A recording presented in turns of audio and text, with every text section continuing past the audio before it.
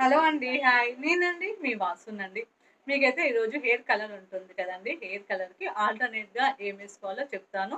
ఎందుకంటే hair colour వేసుకోవడం వల్ల మీకు చాలా సైడ్ ఎఫెక్ట్స్ అయితే ఉంటుంది. అందుకని అది వాడడం అనేది తగ్గించండి. దాని ఆల్టర్‌నేట్‌గా ఇప్పుడు పైన వీడియోలో కనిపిస్తుంది గదండీ! దీన్ని హెయిర్ కలర్ స్టిక్ అని అంటారు.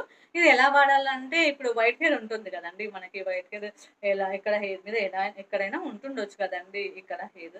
అది జస్ట్ ఆ కలర్ హెయిర్ అనే స్టిక్ అనేది ఓపెన్ జేయండి. ఓపెన్ జేసి జస్ట్ ఇలా అని అప్లై జేసుకోండి. ఇదైతే మీకైతే కొన్ని అవర్స్ వరకైతే ఉంటుంది. పర్లేదు కదండీ! అంత సేపున్నా పర్లేదు.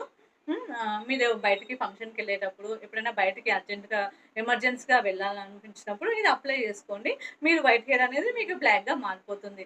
మీరు హెయిర్ డై వల్ల చాలా సైడ్ ఎఫెక్ట్స్ అయితే మీకు చాలా ఉంటవి. ఇంకొక వీడియోలో చెప్తాను గానీ, అందుకనేసి ఆల్టర్‌నేట్‌గా మీరైతే ఈ స్టిక్ అయితే వాడుకోండి. పర్లేదు బావుంటుంది. అర్థమైంది కదండీ! మీకు ఇంకా ఏమన్నా అర్థం కాకుంటే మీరు కామెంట్ రూపంలో అడగండి.